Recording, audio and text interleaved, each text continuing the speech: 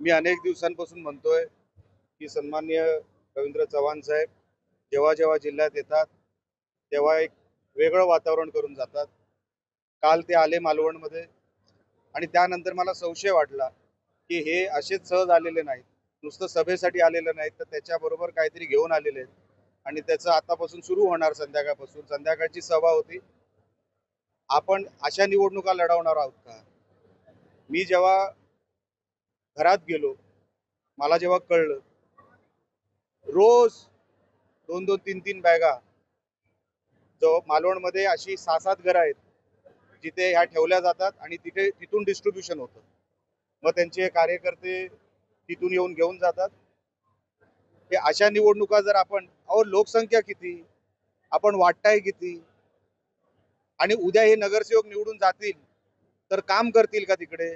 ते म्हणतील अरे पैसे दिलेत आम्ही तुम्हाला, आम्ही कशाला काम करू? ते वसुलीच्या कामाला लागतील उद्या जर चुकून हे निवडून गेले तर. हे थांबवलं पाहिजे कुठेतरी. हे कल्चर नाही आपल्या जिल्ह्याचं, हे कधीच नव्हतं.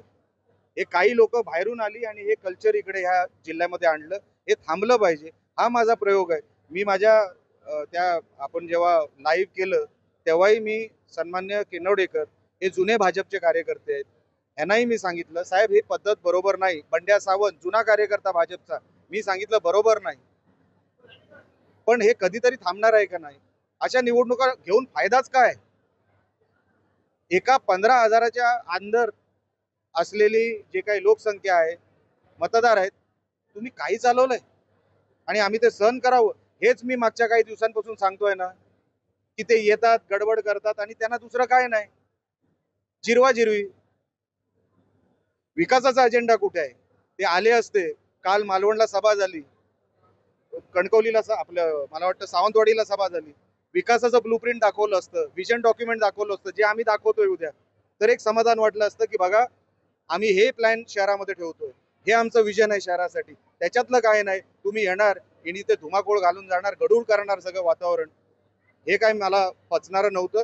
आणि म्हणून मी निर्णय अधिकाऱ्यांनाही सांगितलंय निवडणुकीच्या, आणि सन्मान्य तिकडचे पी-आय जगताप साहेब यांनाही सांगितलेलं आहे, हे आम्ही 24 तास आता तुम्हालाही विजिलन्स करावं लागेल.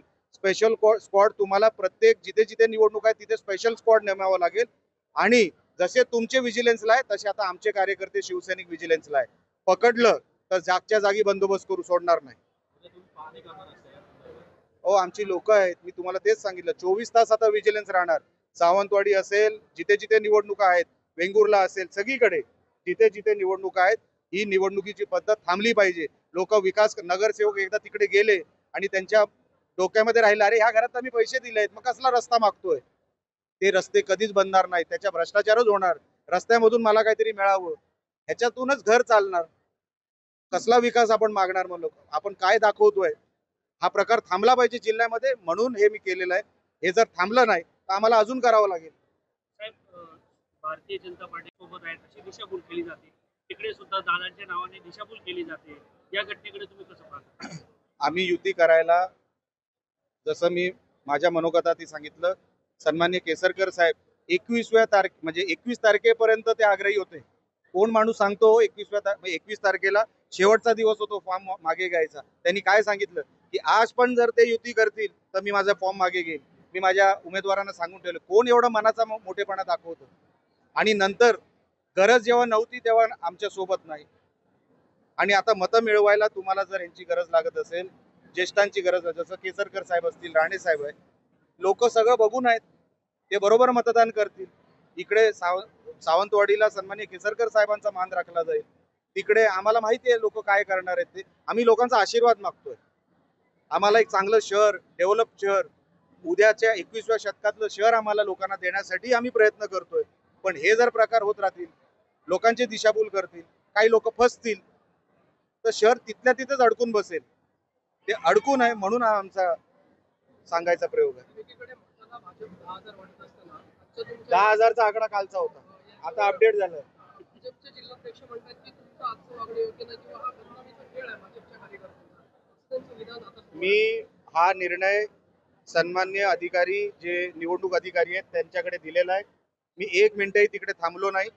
मी जेव्हा हँडओव्हर केलं, सन्मान्य जगताप तिकडचे पी-आय होते, मी त्यांच्याकडे हँडओव्हर केलं. आता तपास तुम्ही करायचा आहे. निलेश राणे तपास करणार नाहीये. निलेश राणे चुकीचा आहे काय बरोबर आहे हे ते निवडणूक अधिकारी आणि उद्याची FIR पोलीस स्टेशन मधली ते ठरवणार आहेत. निलेश राणे कलम लावत नाही FIR मध्ये. निवडणुकीचे अधिकार माझ्याकडे नाहीत. त्यांनी ठरवू दे कोण चुकीचं आणि कोण बरोबर आहे. साहेब, उदय सामंतांनी कणकवलीत असं वक्तव्य केलं होतं की निवडून आल्यानंतर पालकमंत्र्यांकडे निधी मागायला जाऊ. काल सन्माननीय पालकमंत्र्यांकडून पण हे बघा, सगळीकडे आम्ही तुम्हाला मनोगतामध्ये पण तेच म्हणतोय, आम्ही एकच कुटुंब आहोत. भाजप आम्ही वेगळं समजत नाही. एका दुसरा माणूस चुकला म्हणजे अख्खी भाजप चुकत नाही, चुकलेली नाही. लक्षात घ्या. मी परत दुरुस्त करून सांगतो तुम्हाला, आमचा भाजपवर, सन्मान्य फडणवीस साहेबांवर, सन्मान्य राणे साहेबांवर पूर्ण विश्वास आहे. आमचं प्रेम आहे त्यांच्यावर. आम्ही अजिबात त्यांच्यावर आरोप करत नाही. भारतीय जनता पक्षावर आरोप करत नाही आहोत. काही ठराविक असे लोक आहेत त्यांच्यामुळे वातावरण खराब होत आहे. ते बाहेरची लोक आहेत, त्यांना आताच आवर घातला पाहिजे हे आमचं म्हणणं आहे. तर इथे दीपक केसरकर यांची तब्येत बरी नाही आणि याचा मुद्दा सध्या बघितलं तर समोरून केला जातोय.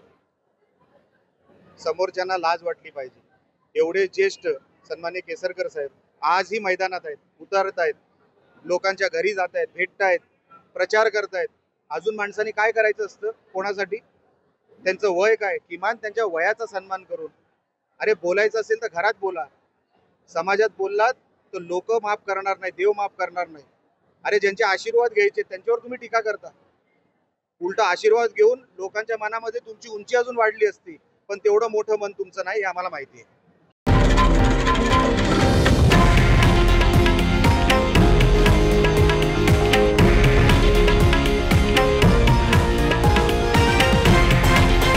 हे आहे देशातील नंबर 1 न्यूज नेटवर्क आणि आपण पाहत आहात TV9 मराठी, एकमेव.